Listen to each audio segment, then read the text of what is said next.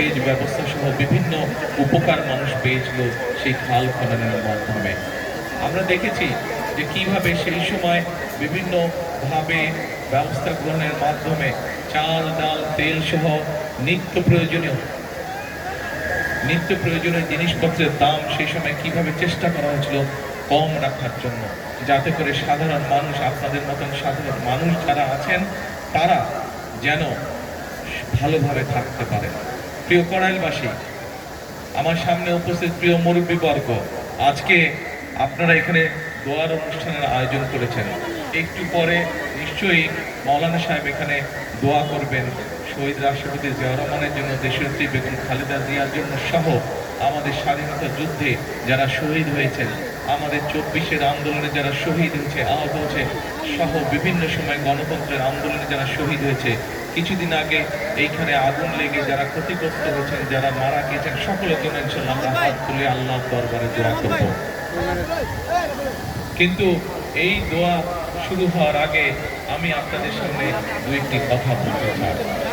আমি শহীদ রাষ্ট্রপতি জিয়াউর রহমানের ছেলে।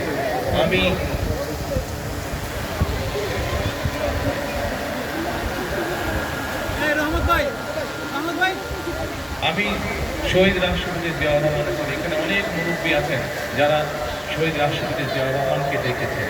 আমি দেশনেত্রী খালেদা জিয়ার সন্তান। আমি আমার দলের একজন কর্মী। আজকে আমরা এখানে হাজির হয়েছি এই দোয়া অনুষ্ঠানে, কিন্তু যেহেতু আমরা রাজনীতি করি, আমাদের রাজনীতিটা কাদের জন্য? আমাদের রাজনীতিটা হচ্ছে আপনাদের মতন সাধারণ মানুষ যারা আপনারা আছেন, আপনাদের জন্য। কিভাবে আপনাদের অবস্থান, আপনাদের জীবনযাত্রা, আপনাদের জীবন কিভাবে একটু ভালো হতে পারে, সেটি হচ্ছে আমাদের কাজ, সেটি হচ্ছে আমাদের লক্ষ্য, সেটি হচ্ছে আমাদের উদ্দেশ্য। প্রিয় কড়াইলবাসী, আমি এখানে আসার আগে শুনেছিলাম যে এখানকার এলাকার কি সমস্যা। এখানে আমাদের এক বোন একটু আগে যখন বক্তব্য রেখেছেন, উনি কতগুলো কথা বলে গিয়েছেন। এখানে এক মুরব্বী একটু আগে বক্তব্য রেখেছেন, এখানে একটু আগে একজন মুরব্বী বক্তব্য রেখেছেন, উনিও এলাকার এখানে কিছু সমস্যার বিষয়ে কথা বলে গিয়েছেন। আজকে আমরা আল্লাহর দরবারে হাত তুলি, চলেন একসাথে।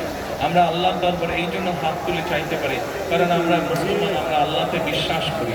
আল্লাহ যদি রহম করে, আল্লাহ যদি আমাদেরকে তৌফিক দেন, তাহলে আমরা ইনশাআল্লাহ যে কোনো কাজে সফল হতে পারব। আজ আমাদের সামনে এখানে হাজার হাজার মা বোনেরা বসে আছে।